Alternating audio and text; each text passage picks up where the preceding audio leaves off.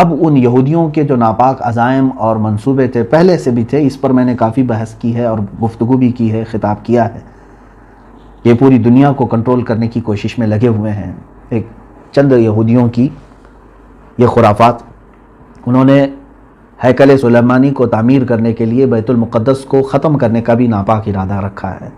اس کو ڈھائیں گے، مسجد اقصیٰ کو، مسجد اقصیٰ ختم کر کے وہاں پر ہیکل سلیمانی بنانا ہے، مندر بنانا ہے ایک، جو حضرت داؤد علیہ السلام کے زمانے میں تعمیر شدہ تھا، سلیمان علیہ السلام کے زمانے میں۔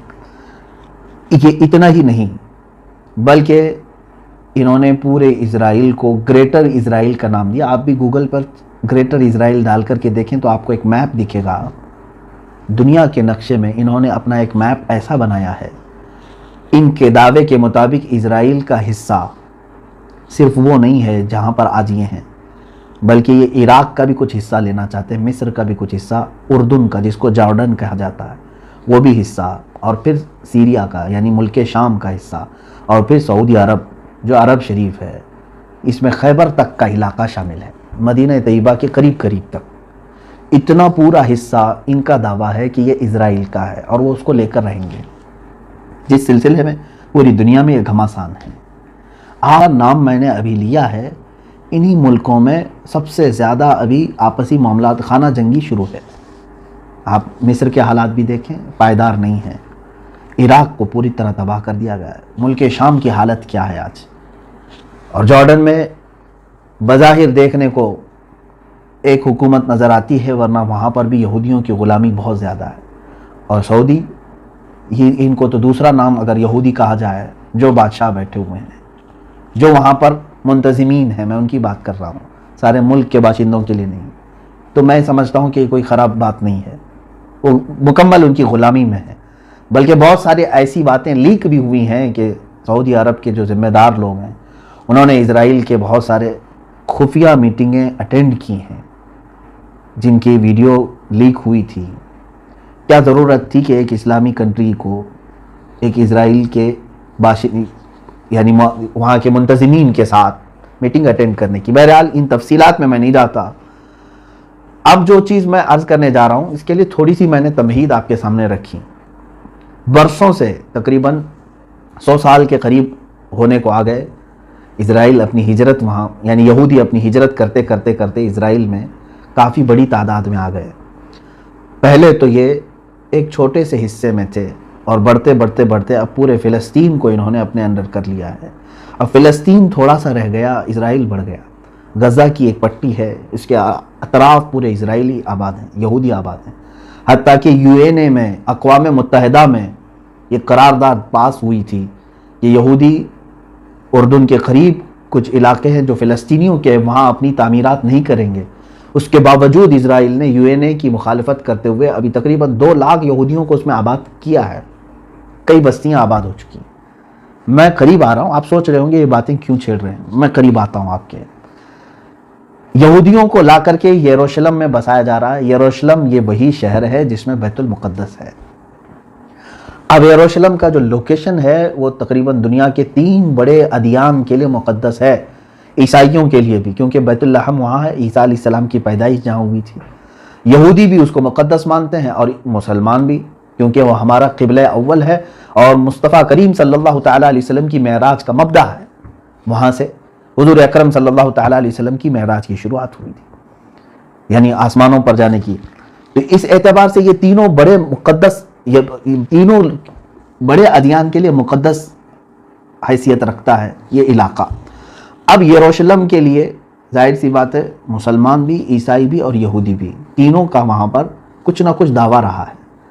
اب تک سلطان صلاح الدین ایوبی رحمۃ اللہ تعالیٰ علیہ نے جو فتح کیا، اس وقت سے لے کر اب تک مسلمان علل اعلان اس میں نمازیں پڑھتے رہے اور اپنی عبادات کرتے رہے، اور حالات زمانہ میں سب کے ساتھ، یعنی سب کو اجازتیں رہی ہیں، عیسائیوں کو بھی، یہودیوں کو بھی، ان کے مقدس جو بھی معاملات ہیں وہ کرنے کی اجازتیں رہی ہیں۔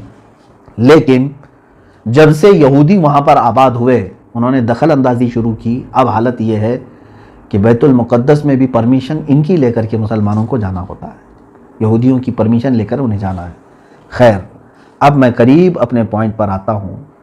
کہ سالوں بھر محنت کرنے کے بعد اسرائیل نے اب جا کر کے یہ اعلان کرنے کا طے کر لیا ہے.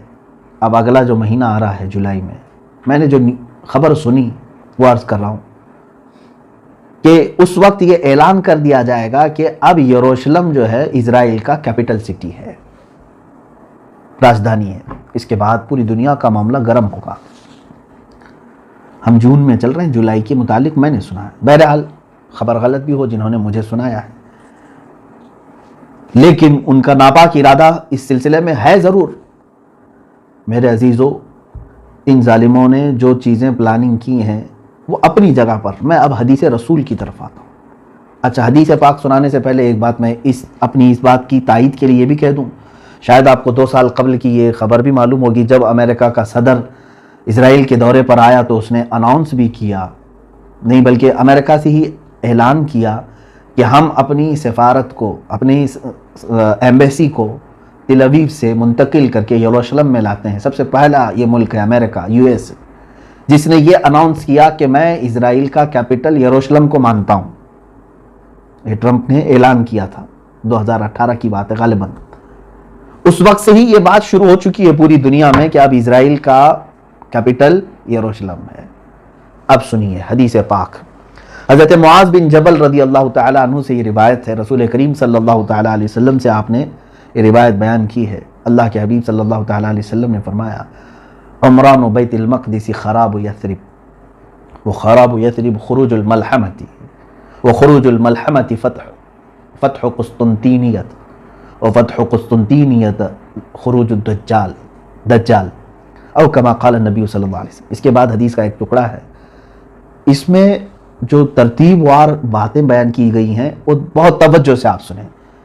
اللہ کے نبی صلی اللہ علیہ وسلم نے فرمایا بیت المقدس کی آبادی ہوگی، بیت المقدس کے ارد گرد آبادی ہوگی، مدینہ ویران ہوگا.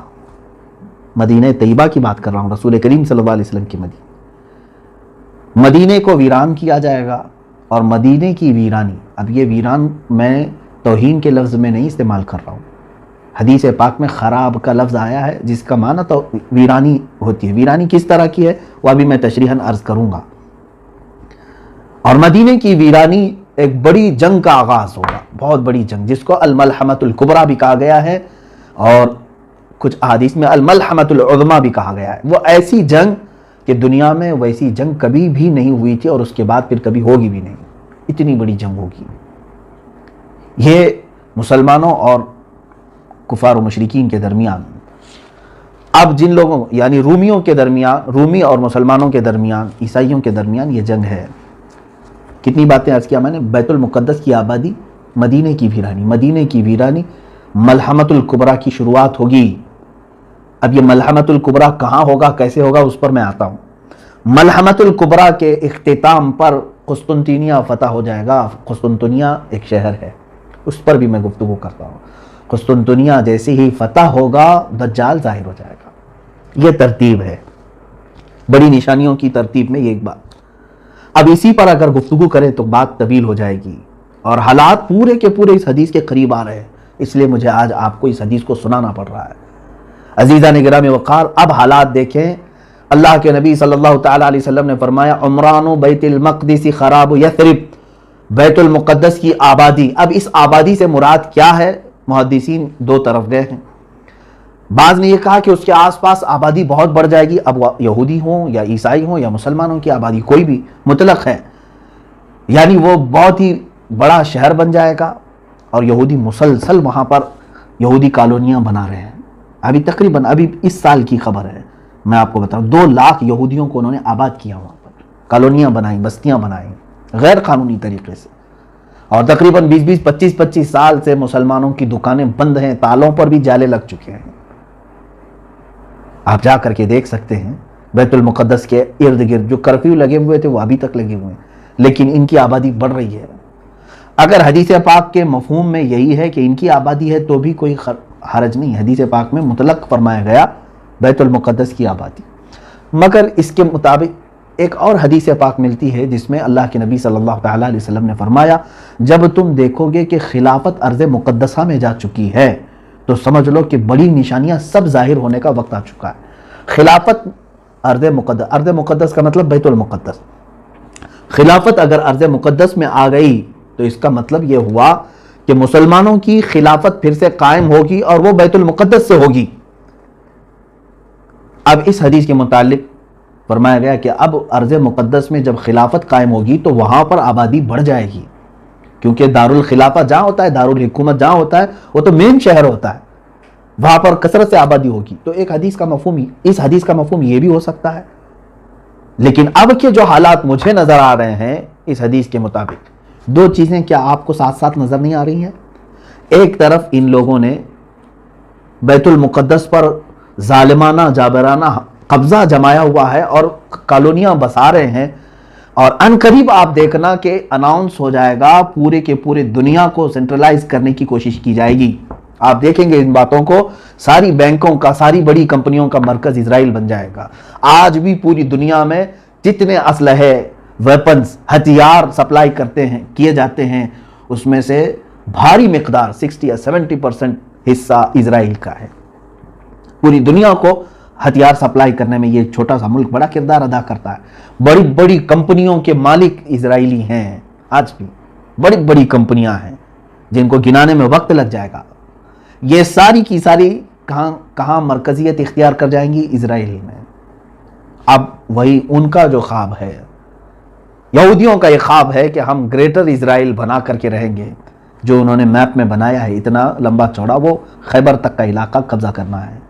اس اعتبار سے وہ عملی طور پر کوششوں میں لگے ہوئے ہیں، مگر میں حدیث بیان کر رہا ہوں آپ کو، بیت المقدس کے ارد گرد آبادی، مدینے کی ویرانی۔ ایک طرف یہ یہودی کالونیاں بسا رہے ہیں اور دور دور سے ہجرت کر کے وہاں پہنچ رہے ہیں، اور ساری بڑی کمپنیوں کا مرکز یروشلم بنانا چاہ رہے ہیں۔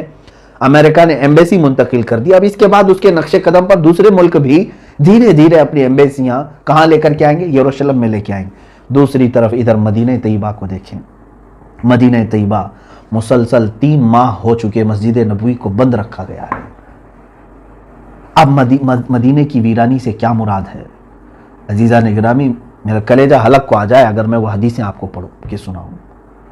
اور یہ حدیثیں صحیح مسلم شریف میں، بخاری شریف میں، صحیح ابن حبان اور موطا امام مالک، یہ 4 مقدس اور بہت ہی بڑی کتابوں کی حدیث ہے۔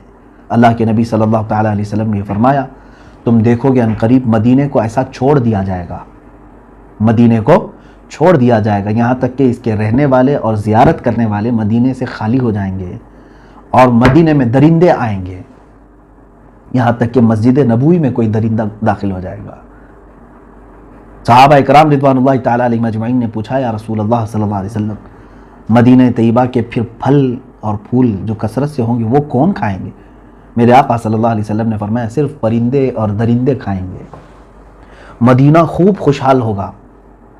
یہاں تک کہ اللہ کے حبیب صلی اللہ علیہ وسلم نے فرمایا، تم دیکھو گے ایک زمانہ آئے گا کہ لوگ اپنے بھتیجوں کو، اس میں حدیث میں ہے کہ اپنے بھتیجے کو آدمی بلائے گا، اپنے چچیرے بھائی کو بلائے گا اور کہے گا کہ چلو خوشحالی کی طرف، چلو خوشحالی کی طرف۔ کہاں؟ مدینے میں رہنے والے لوگ یہ بول کر کے مدینہ چھوڑ کر کے جائیں گے، خوشحالی کی طرف چلو۔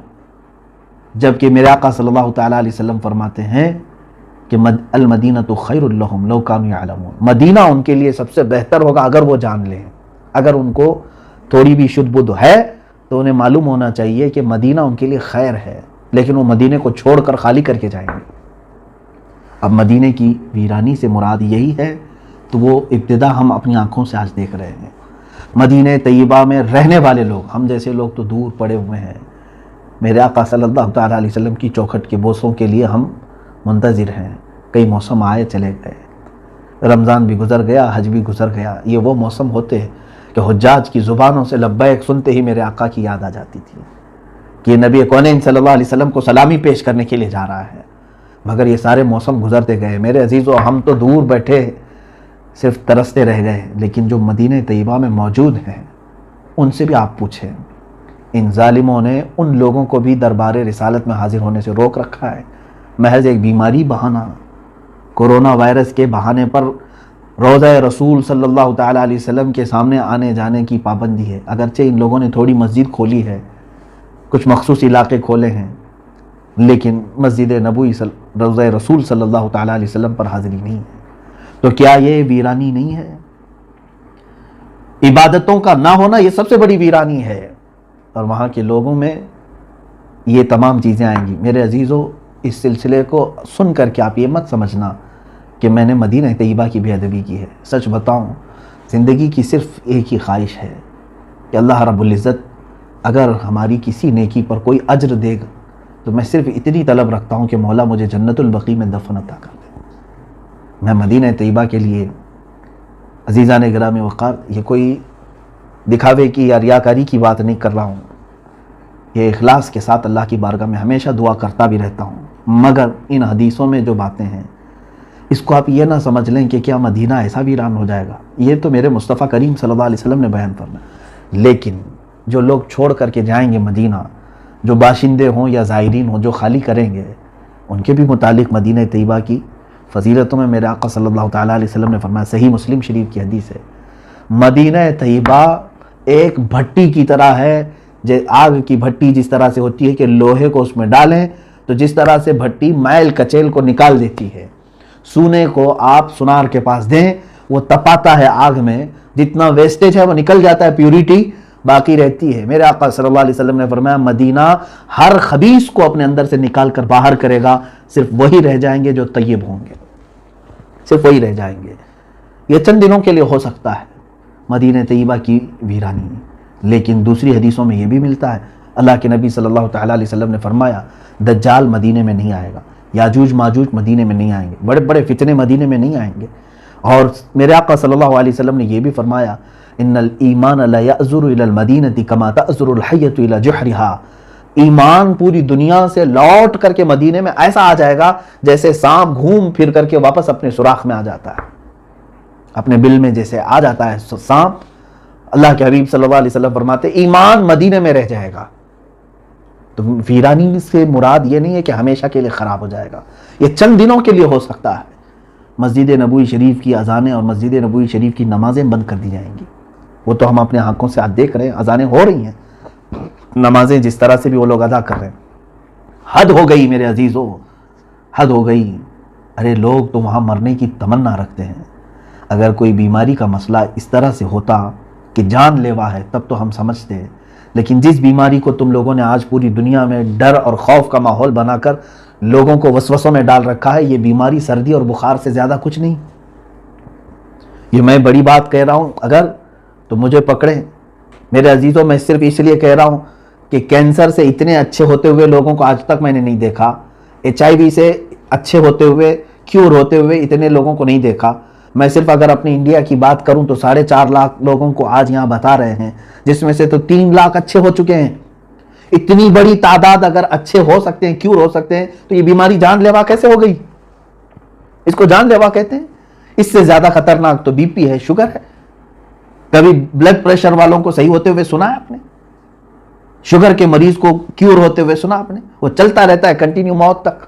اس بیماری کو اتنا بڑا بنا کر کے کیوں خوف کے ماحول میں لوگوں کو مجبور کیا گیا ہے آج؟ اس سلسلے میں پھر کبھی میں گفتگو کرتا ہوں، ان کی نیت صاف نہیں ہے، پوری دنیا ظالم بنی ہوئی ہے اور اس ظلم کی چکی میں عوام، غریب سارے لوگ پیس رہے ہیں۔ یہ اور بات ہے کہ جو بھی آواز ان کے خلاف اٹھائے گا اس کو کیس کریں گے، اندر لے جائیں گے، اور نہ جانے ان کے ساتھ کیا کیا برا کریں گے، مجھے معلوم ہے۔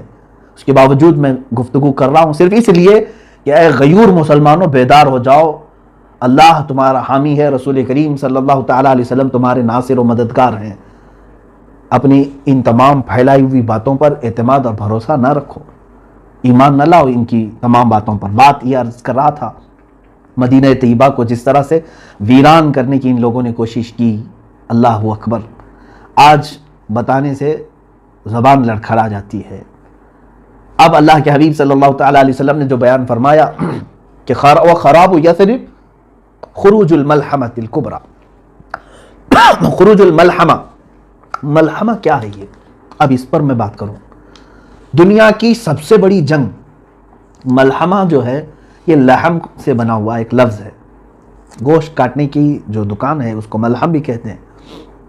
ملحمہ، اس میں گوشت کے ٹکڑے ٹکڑے ہو جائیں گے، جس کی وجہ سے اس کو بہت بڑی ملحمۃ الکبریٰ، یعنی اللہ کے حبیب صلی اللہ تعالیٰ علیہ وسلم نے یہ فرمایا خراب یثرب خروج الملحمہ، ملحمہ کیا ہے؟ ایک بہت بڑی جنگ ہے۔ دوسری حدیثوں سے اس کے متعلق جو تائید ملتی ہے، ایک حدیث میں یہ بھی میرے آقا صلی اللہ تعالیٰ علیہ وسلم نے فرمایا تم قیامت اس وقت تک نہیں آئے گی جب تک کہ رومیوں کے ساتھ تم آماق میں یا دابق میں نہ اتر جاؤ۔ یہ دو جگہوں کے نام میں بتا رہا ہوں، مرج دابق اور آماق، یہ لفظ آئے ہیں۔ اور ایک حدیث میں ہے حضور صلی اللہ تعالیٰ علیہ وسلم نے فرمایا ملحمۃ الکبریٰ ہوگی، سب سے بڑی جنگ ہوگی مسلمانوں میں اور عیسائیوں میں، اور یہ غوطہ میں ہوگی جو دمشق کا ایک علاقہ ہے۔ غوطہ حدیث میں لفظ بھی آیا ہے، مسلمانوں کا مرکز غوطہ ہوگا، اس وقت تمام مسلمان وہاں جمع ہوں گے دمشق میں، غوطہ۔ اور جو جنگ ہوگی وہ علاقہ ہے مرج دابق جو حلب کے قریب ہے، ایک بہت بڑا میدان ہے، اب بھی موجود ہے، جس کو آج انگلش میں ایلیپو کہتے ہیں، وہ حلب ہے، حلب کے قریب میں یہ علاقہ موجود ہے۔ اب ملک شام کی حیثیت کو بھی آپ سمجھ لیں، قیامت کی نشانیوں میں اللہ کے حبیب صلی اللہ علیہ وسلم نے یہ بھی فرمایا کہ جو مومن ہوں گے وہ سب ملک شام کی طرف ہجرت کر جائیں گے۔ سب کس طرف جائیں گے؟ ملک شام کی طرف، جس کو سیریا کہتے ہیں، اور عربی میں کچھ لوگ سوریا کہتے ہیں۔ سیریا کی طرف سب لوگ چلے جائیں گے۔ آج آپ یہ سوچ رہے ہوں گے کہ سیریا چھوڑ کر کے لوگ جا رہے ہیں، اور ایسے حالات میں آپ کہہ رہے ہیں کہ سارے لوگ سیریا میں آئیں گے۔ چاہے پورا سیریا آج خالی ہو جائے، پھر بھی مجھے میرے آقا صلی اللہ علیہ وسلم کی حدیث پر یقین ہے، میرے آقا نے فرمایا کہ پورے مومنین ہجرت کریں گے تو ضرور وہ ہجرت کریں گے، آج یا کل تمام مومنین وہ جمع ہوں گے، کیونکہ شام جو ہے ارض حشر و نشر ہے، یعنی قیامت کا میدان ملک شام کو بنایا جائے گا۔ یہ بھی حدیث پاک میں ہے، قیامت کا میدان کہاں ہوگا؟ ملک شام کو بنایا جائے گا، اور تمام مومنین ملک شام کی طرف ہجرت کر کے جائیں گے۔ اب یہ جو ملحمۃ الکبریٰ ہے، سب سے بڑی جنگ، کتنے لوگوں کے مقابل میں آپ کھڑے ہوں گے جانتے ہیں آپ؟ ایک حدیث میں ہے اللہ کے حبیب صلی اللہ تعالیٰ علیہ وسلم نے فرمایا اس وقت رومی، پہلے سے حالات اگر میں بتاؤں تو یہ ہے کہ میرے آقا صلی اللہ علیہ وسلم نے فرمایا تم اور عیسائی، یعنی تم اور مسلمان اور رومی عیسائی صلح کے ساتھ چل رہے ہوں گے، یعنی ایک دوسرے کے ساتھ صلح کر کے ساتھ ساتھ چل رہے ہوں گے، اور ان دونوں کا جو دشمن ہوگا اس سے لڑ رہے ہوں گے۔ کئی سالوں تک یہ بات چلے گی۔ عیسائیوں کا بھی جو دشمن ہے اور مسلمانوں کا بھی جو دشمن ہے، ہو سکتا ہے وہ یہودی ہوں، اینٹی کرائسٹ جن کو کہا جاتا ہے، وہ لوگ ہوں، ان کے ساتھ لڑ رہے ہوں گے۔ اس کے بعد ایک دن ایسا ہوگا کہ ایک عیسائی رومی وہ صلیب توڑ دے گا، اور بدعہدی کریں گے اس صلح میں، وہ لوگ صلح کو توڑ کر کے بد شکنی کریں گے، تو پھر مسلمانوں اور عیسائیوں میں ایک بہت بڑی جنگ ہوگی۔ اس وقت سارے عیسائی جو جمع ہوں گے، 80 جھنڈوں تلے وہ لوگ جمع ہوں گے۔ کتنے؟ 80 جھنڈے، ہر جھنڈے کے تحت، ہر جھنڈے کے نیچے 12,000 لوگ ہوں گے۔ اس اعتبار سے تقریباً کتنے ہو گئے؟ 9,60,000 کے قریب، 9,60,000 کی فوج ایک طرف ہوگی۔ یوں سمجھ لیں کہ مومنین کے مخالفت میں، مسلمانوں کی مخالفت میں پورا کفر جمع ہو جائے گا۔ اس میں جہاں جہاں یہ لوگ ہوں گے سب کو جمع کر لیں گے۔ یہی ملحمۃ الکبریٰ ہے، سب سے بڑی جنگ ہے۔ اور اس جنگ میں مسلمان کس طرح ہوں گے؟ بعض حضرات نے کہا کہ وہ امام مہدی کی قیادت میں لڑیں گے، لیکن حدیثوں میں ایسا لفظ تو ہے نہیں۔ ہو سکتا ہے کہ امام مہدی کے بغیر بھی لڑیں۔ قیادت کون کرے گا، کیسے کرے گا، اس کے متعلق وضاحت نہیں ملتی، لیکن البتہ یہ بات ہے کہ ان میں سے 1/3 لوگ، مسلمانوں میں سے 1/3 کے قریب 1/3 بھاگ جائیں گے، اور میرے آقا صلی اللہ علیہ وسلم نے فرمایا وہ ایسے ہوں گے کہ اللہ تعالیٰ کبھی ان کی توبہ قبول نہیں کرے گا، وہ ہمیشہ کے لیے مردود مریں گے، ان کی توبہ کبھی نہیں قبول ہوگی، وہ جہنم میں جائیں گے، جو میدان چھوڑ جائیں گے، اور 1/3 اس میں سے شہید ہوں گے، دوسرا 1/3، یعنی 3 حصے کریں گے اگر مسلمانوں کے، تو 1/3 میدان چھوڑیں گے، 1/3 شہید ہو جائیں گے۔ ہم افضل الشہداء، حدیث میں فرمایا گیا کہ وہ شہیدوں میں سب سے افضل ہوں گے، وہ شہیدوں میں سب سے افضل۔ باقی جو 1/3 بچے ہوں گے یہ ان پہ فتح پالیں گے، ان پہ فتح پالیں گے، یہ میرے آقا صلی اللہ علیہ وسلم نے فرمایا ہے، تو فتح ہوگی۔ یہ ملحمۃ الکبریٰ ہے، یہ کہاں لڑی جائے گی، کیسے لڑی جائے گی، سب میرے آقا صلی اللہ علیہ وسلم نے صاف بیان فرمایا۔ اس پر اور تحقیق کرو نوجوانوں، بچوں۔ اب میں اپنی گفتگو کو سمیٹتا ہوا آتا ہوں۔ جو حالات آج تھے، جس کی طرف آج اشارے مل رہے ہیں، پورے دنیا کی پولیٹکس گرم ہو چکی ہے، اس سلسلے میں میں نے یہ حدیث عرض کی۔ میں آخری یہ 2 باتیں عرض کر کے کچھ تبصرہ کروں۔ اور جیسے ہی ملحمۃ الکبریٰ ختم ہوگی، حدیث پاک کے لفظ ہیں فتح قسطنطینیہ۔ قسطنطنیہ کیا ہے؟ یہ آپ ہو سکتا ہے یہ لفظ سن رہے ہوں، حالانکہ یہ پرانا لفظ ہے اور علم والے جانتے بھی ہیں۔ یہ ترکی کا وہی شہر ہے جس کو آج استنبول کہا جا رہا ہے۔ اس شہر کے فتح کے سلسلے میں بھی میرے آقا صلی اللہ تعالیٰ علیہ وسلم نے بشارت دی تھی۔ اول جیش غزاہا، ایک حدیث پاک میں ہے، وہ سب سے پہلا لشکر جو غزوہ کرے گا یا جہاد کرے گا اور قسطنطنیہ فتح کرے گا، وہ لوگ بلا حساب و کتاب جنت میں جائیں گے۔ وہ فتح قسطنطنیہ جو ہے وہ پہلے کے دور میں ہو چکی ہے، حضرت عمر فاروق رضی اللہ تعالیٰ عنہ کے زمانے میں، اور اس کے بعد کئی مرتبہ جو ہے یہ شہر فتح ہوا ہے۔ سلطان محمد فاتح کا بھی نام آتا ہے اس میں، جو قسطنطنیہ جنہوں نے فتح کیا، کافروں کے ہاتھ میں گیا پھر فتح کیا، ان کے ہاتھ میں گیا پھر فتح کیا۔ اب تو چونکہ یہ ترکی کے پاس ہے، ترکی کا بڑا شہر ہے، اور ابھی ترکی میں مسلمان ہیں، اسلامی حکومت ہے، لیکن جہاں تک خدشہ میرا ہے، میں اپنی بات کر رہا ہوں، ہو سکتا ہے یہ ترکی کے ہاتھ سے نکل جائے گا۔ استنبول شہر یہ پھر سے عیسائیوں کے ہاتھ میں ہو سکتا ہے چلا جائے، اور ایک زمانے تک ان کے ہاتھ میں رہے گا، کیونکہ آج کے جو حالات بتا رہے ہیں، لبرلزم وہاں پر کافی بڑھ چکا ہے۔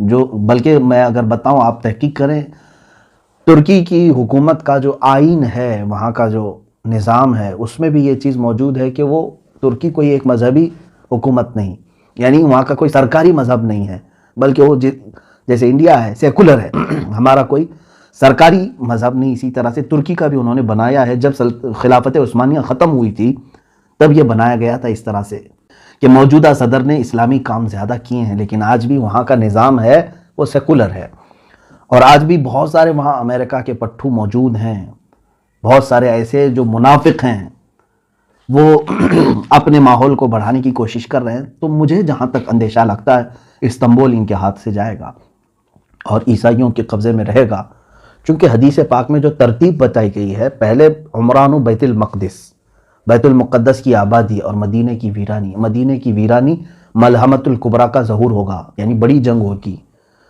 اب وہ بڑی جنگ سالوں تک نہیں چلے گی۔ ایک بات یہ بھی سمجھ لیں، جیسے وار نہیں ہے یہ world war first, world war 2 جس طرح سے ہوئی، بہت سارے لوگ اس کو ورلڈ وار 3 بھی سمجھ رہے ہیں۔ میں جہاں تک سمجھتا ہوں، یہ ورلڈ وار 3 کی بات نہیں ہے جو ملحمۃ الکبریٰ میں بتائی گئی ہے۔ ورلڈ وار 3 ہو سکتی ہے آپسی ممالک میں، لیکن یہ جو ہے وہ صرف 2 دن 3 دن یا 4 دن کا ذکر آیا ہے۔ وار جو ہے کنٹینیو چلتی رہتی ہے۔ یہ جیسے جنگ بدر ہوئی، ایک دن میں ختم ہوئی، جنگ احد تھی، ایک دن میں ختم ہوئی، اسی طرح سے ملحمۃ الکبریٰ بھی جو ہے یہ بہت لمبے سالوں تک یا مہینوں تک نہیں چلے گی، زیادہ سے زیادہ اس کی مدت 1 ہفتہ ہو سکتی ہے احادیث پاک کی روشنی کے مطابق۔ تو عزیزان گرامی، اب ملحمۃ الکبریٰ کے ختم کے بعد کیا ہوگا؟ قسطنطنیہ فتح ہوگا۔ تو فتح ہونے کی جو بات کی گئی ہے، اگر آلریڈی پہلے سے وہ مسلمانوں کے قبضے میں ہے تو پھر فتح کی بات کیسے فتح کی بات کیسے ہو سکتی ہے؟ اور فتح قسطنطنیہ سے مراد اگر پہلے والی فتح جو حضرت عمر کے زمانے میں ہوئی یا سلطان محمد فاتح کے زمانے میں ہوئی، تو پھر یہ بھی ماننا پڑے گا کہ اس سے پہلے ملحمۃ الکبریٰ ہو چکی ہے، اس سے پہلے مدینہ ویران ہو چکا ہے، اس سے پہلے بیت المقدس کی یہ ساری ترتیب الٹ جائے گی۔ تو اسی لیے میں نے کہا کہ ہو سکتا ہے استنبول شہر آج کا یعنی عیسائیوں کے قبضے میں چلا جائے، پھر فتح ہوگا، اور وہ فتح کیسے ہوگی؟ جنگ سے نہیں، بلکہ حدیث پاک میں ہے وہ الملحمۃ الکبریٰ میں سے 1/3 جو لشکر تھا مسلمانوں کا، وہی جائیں گے فتح قسطنطنیہ کے لیے، اور وہ امام مہدی کی قیادت میں ہوں گے، امام مہدی کی قیادت میں ہوں گے۔ اس میں یہ بتایا گیا ہے کہ وہاں پر وہ لوگ بغیر کسی قتل کے، بغیر کسی لڑائی کے قسطنطنیہ کو کیسے فتح کریں گے؟ مسلمان نعرہ لگائیں گے، لا الہ الا اللہ واللہ اکبر جیسے وہ ایک بار بلند آواز سے کہیں گے اس کا ایک حصہ فتح ہو چکا ہوگا، دوسری مرتبہ کہیں گے تو استنبول کا دوسرا حصہ فتح ہو چکا ہوگا، یہ حدیث پاک میں موجود ہے۔ تیسری مرتبہ مسلمان نعرہ تکبیر اس طرح بلند کریں گے لا الہ الا اللہ واللہ اکبر، قسطنطنیہ یعنی استنبول شہر فتح ہو چکا ہوگا۔ اب جو بات بتانی ہے وہ بہت اہم ہے، بہت اہم ہے۔ یہاں تک کی بات تھی، جیسے یہ قسطنطنیہ فتح کر کے ابھی اپنی یعنی تھکان کو دور بھی نہیں کر چکے ہوں گے، اسی وقت ایک آدمی ان کے پیچھے سے یہ اعلان کرے گا کہ اے مسلمانوں، دجال ظاہر ہو چکا ہے، تمہارے گھروں میں گھس کر کے تمہارے بیوی بچوں کو ختم کر رہا ہے، تو سارے پریشان ہو جائیں گے۔ ایک آفت ابھی ختم نہیں ہوئی تھی کہ دوسری آفت آ گئی۔ اب دجال کے ظہور کی خبر جیسے ہی سنیں گے، اس وقت میرے آقا صلی اللہ تعالیٰ علیہ وسلم فرماتے ہیں 10 گھوڑ سوار، گھوڑے کا ذکر ہے، 10 گھوڑ سوار قسطنطنیہ سے نکلیں گے، پھر وہ ارض مقدس کی طرف آئیں گے یا اپنے وطن آئیں گے، اور بہت تیزی سے آئیں گے، جبکہ وہ خبر شیطان نے پھیلائی تھی جھوٹی ہوگی۔ پہلے جو شیطان کہے گا کہ دجال آ چکا ڈرانے کے لیے، لیکن جب وہ تمام مسلمان واپس اپنے اپنے گھر آئیں گے تب حقیقت میں دجال آ چکا ہوگا۔ اب سنیں، بڑی بات ہے، اللہ کے نبی صلی اللہ علیہ وسلم نے فرمایا میں ان میں سے ہر گھوڑ سوار کو جانتا ہوں، اس کا نام بھی، اس کے باپ کا بھی نام، اور اس کے گھوڑوں کے رنگ بھی جانتا ہوں۔ یہ رسول کریم صلی اللہ علیہ وسلم نے فرمایا۔ اس کا مطلب مجھے یہ بھی لگتا ہے کہ گھوڑ سواری قیامت تک ختم نہیں ہوگی، یا ایک حدیث پاک میں یہ بھی ملتا ہے کہ لوگ اپنے پرانے ہتھیار کی طرف واپس آ جائیں گے، پرانے ہتھیار کی طرف واپس آ جائیں گے، حدیث پاک میں ملتا ہے۔ ظاہر سی بات ہے آج کے دور میں ہم سائیکل اور موٹر سائیکل پر چلنا نہیں چاہ رہے ہیں، رفتار اتنی تیز ہو چکی ہے، ہم جو ہے اب کاروں میں، اور کاروں سے زیادہ اب اور تیز ہم دیکھنا چاہ رہے ہیں، بلٹ ٹرین آ چکی ہے، اس سے زیادہ تیز ہم تو ایروپلین دیکھ چکے ہیں، راکٹ دیکھ چکے ہیں۔ اتنی تیزی کے زمانے میں پھر گھوڑے کا تصور کیسے؟ گھوڑا کیوں استعمال کرے گا کوئی؟ لیکن حدیث پاک میں اگر آیا ہے تو یقیناً میرا یقین کہتا ہے، میرا ایمان ہے یہ کہ یقیناً لوگ گھوڑے پر ہی سواری کریں گے، اور اس وقت اپنی پرانے ہتھیار، ہو سکتا ہے اس کی وجہ یہ ہو سکتی ہے جیسے کہ ایک سائنسدان نے کہا ہے، بڑا سائنٹسٹ ہے، اس نے بھی یہ بات کہا کہ میں ورلڈ وار 3 کے بارے میں تو نہیں جانتا کہ کیسے ہوگی، بایولوجیکل ہوگی، جیسے ابھی بہت سارے لوگ کہہ رہے ہیں وائرس پیدا کیا گیا ہے، اگر پیدا کر کے ایک ملک دوسرے ملک کو تباہ کرنے کی کوشش کر رہا ہے تو یہ بایولوجیکل وار ہے، ایک دوسرے کو مطلب وبا پھیلا کر کے ختم کرنا، یا پھر ٹیکنالوجی کے اعتبار سے ہوگی کہ مطلب آن لائن جو ہے اس کا پورا سافٹ ویئر ہیک کر لیا، اس کی بینک کرپٹ کر دیا، یہ بھی ایک وار ہے، یا پھر جو ہے بارود سے ہوگی، پیٹروٹ میزائل سے ہوگی، کس سے ہوگی ورلڈ وار 3، اس کے بارے میں پکا کسی کو علم نہیں۔ اس سائنٹسٹ نے بھی یہ کہا یہ تو مجھے نہیں معلوم کہ ورلڈ وار 3 کس طرح کی ہوگی، لیکن یہ میں ضرور بتاؤں گا کہ ورلڈ وار 4 اگر ہوئی تو پھر وہ لکڑیوں اور تلواروں سے ہی ہوگی۔ وہ کیوں؟ اس سے پوچھا گیا تو اس نے کہا ورلڈ وار 3 میں لوگ اپنے پاس جو کچھ بھی ہے ایک دوسرے پر ڈال کر کے سب تباہ کر چکے ہوں گے، ان کے پاس کچھ بھی نہیں بچا ہوگا۔ یہ ہو سکتا ہے، یہ تشریح سمجھنے فہم کے قریب ہے۔ ہر ملک آج ایک دوسرے کو ڈرا رہا ہے اپنے نیوکلیائی پاور ہونے کا، اس کے پاس نیوکلیئر ہے اور ڈرا رہا ہے ایک دوسرا ملک، اور ممالک کے درمیان یہ رسہ کشی تو آج اتنی عروج پر آ گئی ہے، بارڈر کے مسئلے آج دیکھ رہے ہیں ہم۔ ہر ایک ملک جو ہے اب اس میں جو بڑے بڑے جو ممالک ہیں جن کے پاس آج بارود ہے، نیوکلیائی پاور ہے، اگر ان میں سے کسی نے بھی نیوکلیائی پاور کا استعمال کیا تو انجام اتنا خطرناک ہوگا۔ آپ نے تاریخ پڑھی ہوگی کہ امریکہ نے ناگاساکی اور ہیروشیما پر جو نیوکلیائی بم گرائے تھے، ایٹم بم گرائے تھے، آج سے وہ تقریباً 80 سال کے قریب ہو گئے، زیادہ عرصہ ہو گیا، 70 سال کے قریب ہو گئے، آج تک وہ زمین بنجر ہے، وہاں سے کوئی ایک سبزہ نہیں اگتا، وہاں کے لوگ معذور پیدا ہوتے رہے سالوں تک، اتنی خطرناک اس کی زہریلی گیس ہے۔ اور اگر وہ اس زمانے کا نیوکلیئر تھا، اب اس وقت اور پتہ نہیں اس میں کتنا ڈیولپ کر چکے ہوں گے۔ ایک ایک ملک کے پاس اتنا نیوکلیئر ہے کہ یہ دنیا کو پوری دنیا کو ختم کرنے کے لیے اپنا وہ استعمال کر سکتے ہیں، اور اگر کسی ملک نے تھوڑا سا بھی ایک دوسرے کے حق میں استعمال کیا تو مجھے جہاں تک لگتا ہے سارے ویپن، سارے مشینیں، ساری چیزیں ختم کر دی جائیں گی، سارے تار ٹوٹ جائیں گے، نہ کوئی مشین ہوگی، نہ کوئی موبائل ہوگا، نہ کوئی سیٹلائٹ ہوگا. پھر لوگ کس چیز پر آئیں گے؟ واپس اسی کلاڑی پر آئیں گے، انہی تلواروں پر، انہی لاٹھیوں پر آئیں گے. تو یہ ہو سکتا ہے، اور قیامت کی نشانیوں میں یہ ہے. بہرحال بات میری طویل نہ ہو جائے، عزیزان گرامی وقار، آج پوری دنیا کے حالات اس طرف آ رہے ہیں. آپ غور سے دیکھنا کہ بیت المقدس کی طرف آپ کی توجہ ہمیشہ رہے.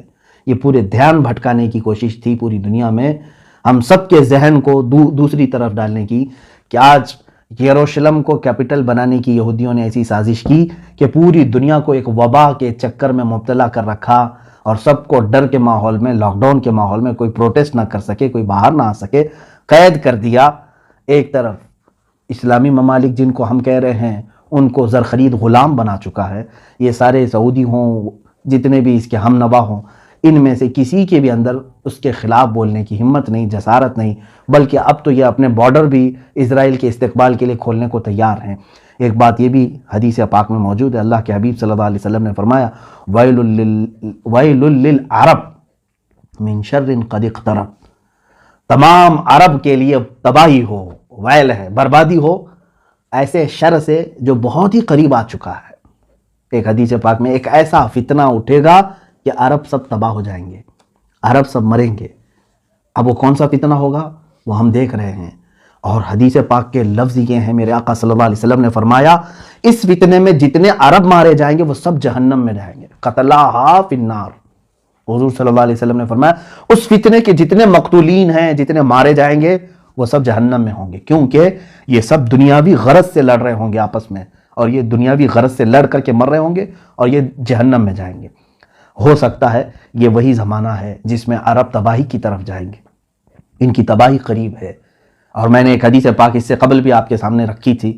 اللہ کے حبیب صلی اللہ تعالیٰ علیہ وسلم نے فرمایا ایک بادشاہ ہے ہوگا، اس کے مرنے کے بعد اس کی گدی کو، اس کے تخت کو حاصل کرنے کے لیے 3 لوگ لڑیں گے، اور تینوں کو وہ تخت نہیں ملے گا، یہاں تک کہ یہ قتل و خون ریزی عام ہو جائے گی، اور یہ تباہی کا ایک دہانا شروع ہوگا. آج کے جو وہاں عرب کے بادشاہ کی جو سچویشن ہے وہ ایسی ہی ہے.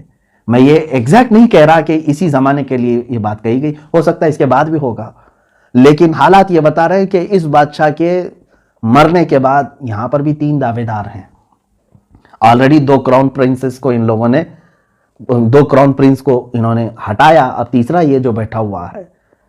اب دیکھیں حالات کس کروٹ پر لے جاتے ہیں. میں حالات کی طرف لے کر کے آیا. اے مسلمانوں، ان حالات میں بھی میرے آقا صلی اللہ تعالیٰ علیہ وسلم نے ہماری دستگیری فرمائی ہے، ہماری رہنمائی فرمائی ہے. افسوس ہے اس وقت جو ہے ہمارے بچے گیم میں مبتلا ہیں، ٹک ٹاک میں مبتلا ہیں، بہت ساری ایسی خرافات اور واہیات میں مبتلا ہیں، پوری رات، پورا دن اس طرح کی فحاشیت میں مبتلا ہیں. تو ہمیں معلوم نہیں کہ دنیا کہاں چل چکی ہے اور کون سے پلاننگ ہو چکی ہیں. اسی لیے میں بارہا یہ کہتا ہوں کہ اٹھو وہ گر نہ حشر نہ ہوگا پھر کبھی، دوڑو کہ زمانہ چال اپنی چل گیا. اے امت محمدیہ کے غیور نوجوانوں، قوت عشق سے ہر پست کو بالا کر دے، دہر میں نام محمد سے اجالا کر دے. وآخر دعوانا الحمدللہ رب العالمین. السلام علیکم ورحمۃ اللہ.